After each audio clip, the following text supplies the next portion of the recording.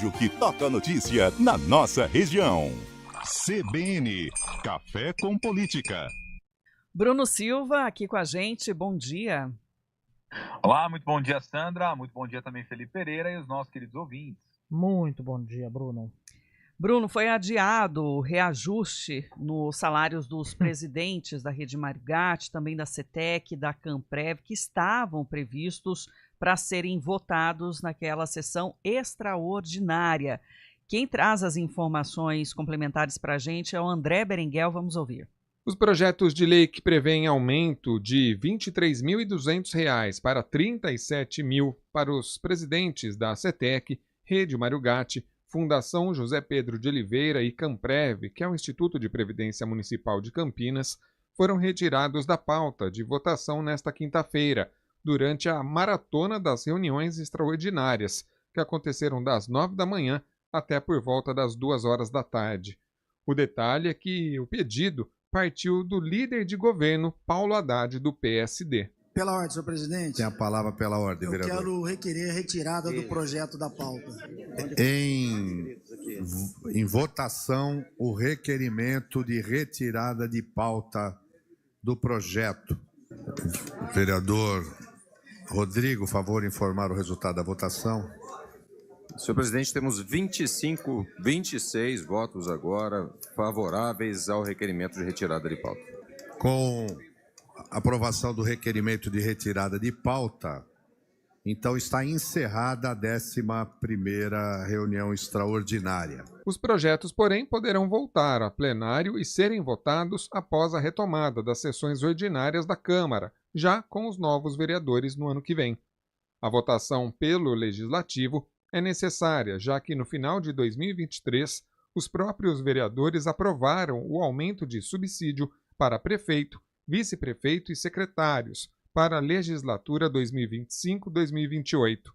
Como os salários dos presidentes diretores dessas entidades são equiparados ao teto do funcionalismo, o reajuste gerou essa ampliação automática nos vencimentos. O Executivo, então, elaborou os projetos de lei e os enviou ao Legislativo às vésperas do recesso para ser apreciado. Lembrando que os vereadores votaram e aprovaram o aumento dos próprios vencimentos a partir de 2025, quando passarão a receber cerca de R$ 17.800 por mês, além do 13º e férias remuneradas. De Campinas, André Berenguel. Bruno, sobre essa retirada, em relação aos subsídios aí dos diretores, das autarquias, também das fundações, é algo que já estava na Câmara, mas que não tinha tramitado, e aí deixou para essa reta final. Aí o líder de governo acabou pedindo para retirar, a gente não entendeu muito bem o porquê também dessa retirada, porque parecia algo até simples para ser votado, já que os pareceres lá da Camprev, que eram algo que exigia talvez aí mais discussão, já tinham sido aprovados. Como é que você analisa isso aí? Pois é, parece que foi uma retirada, acho que muito mais por desejo da Câmara do que necessariamente pelo do Executivo, pelo que eu senti, viu, Sandra? Por que eu estou dizendo isso? Porque, na realidade, o Executivo já tinha enviado os projetos, já estava ali na pauta para poder avançar. Chegou na hora H, talvez ou o líder do governo sentiu que não daria para fazer a votação, ou estaria muito em cima. Enfim, é difícil até mensurar, porque não veio nenhuma informação assim mais explícita, pelo menos para nós, do porquê que isso acabou às vésperas ali sendo retirado. O que me fez entender, o que me faz pensar que de repente não havia um acordo final entre os próprios vereadores ou receosos de que isso poderia gerar algum tipo de debate, discussão mais intensa devido a essa aceleração da tramitação, optaram por votar depois com mais tranquilidade. Mas ficou estranho, para falar a verdade, porque inicialmente eu achei que não teria muita dor de cabeça assim, ainda brincamos aqui ontem, falando que no apagar das luzes seria feita as votações ali mais rápidas, mas pelo menos nada que explicitasse ou justificasse essa retirada de pauta. Só se de repente sentiu que não tinha ou voto suficiente para poder aprovar a proposta agora, ou porque ela poderia vir lá na frente a ser declarada talvez inconstitucional ou algo nesse sentido, por conta de algum trâmite regimental. Isso pode também ter sido um dos motivadores aí para tirar e deixar para depois. Eu tenho uma outra hipótese, para não criar mal-estar no fim do ano com a população. Pode ser também. Pode ser para começar o governo mais legitimado, né? Mas É. é o tipo de coisa, ô Felipe, eu fico pensando assim, pode até ser, mas no final do ano é um momento em que justamente a galera coloca esses Pois é, projetos. pra poder justamente passar na boiada, né? Exato, para poder passar na boiada, tal. Então, talvez, dada a visibilidade, o que ganhou, pode até ser uma coisa. Mas eu tendo a acreditar que talvez essa retirada foi muito mais em virtude de preocupações futuras com o processo de aprovação, ou de repente não ter respeitado algum trâmite regimental, ou algo nesse sentido. Uhum. Bruno, trazendo aqui também um veto que teve pelo prefeito Dário Saad sobre aquele projeto que atribuía à vigilância sanitária a responsabilidade de fiscalizar se as escolas estavam cumprindo a determinação de que pais precisam apresentar a carteirinha de vacinação no dia da matrícula escolar. O veto aconteceu, segundo a prefeitura, porque isso poderia ser responsabilidade do Devisa, mas não da vigilância sanitária. Atualmente ninguém fiscaliza, então, se as escolas estão cumprindo essa determinação. Esse veto não afeta a lei em si, né, que obriga exatamente os responsáveis a apresentarem a carteirinha de vacinação das crianças, mas tem essa questão, né? Quem vai fiscalizar, então? Mais uma vez a gente pergunta, né? Quem vai fiscalizar?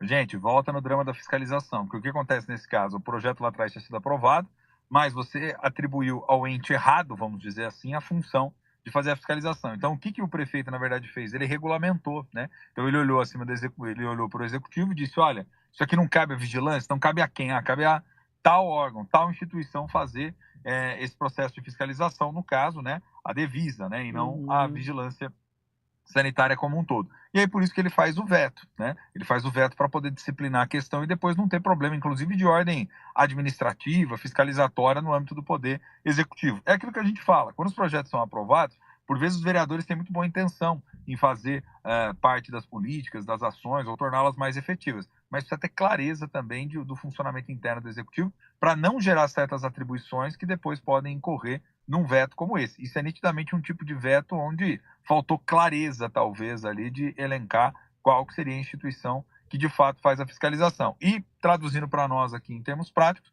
fica até agora sem fiscalização, né, Felipe Pereira, como você disse, porque se a instituição não está fazendo, vai ser responsabilidade da outra, então e aí? Não está tendo a fiscalização que deveria ter. É isso que a gente volta o tempo todo. Eu particularmente penso que já tem projeto demais, já tem coisa demais prevista em termos legislativos. O que falta muitas das vezes? Regulamentar de modo mais claro, atribuir as responsabilidades de forma mais clara e os próprios vereadores cobrarem para saber se aquilo que está sendo aprovado pelo legislativo está funcionando ou não, ou se está virando só para inglês ver, como diz o português, claro, né? Uhum.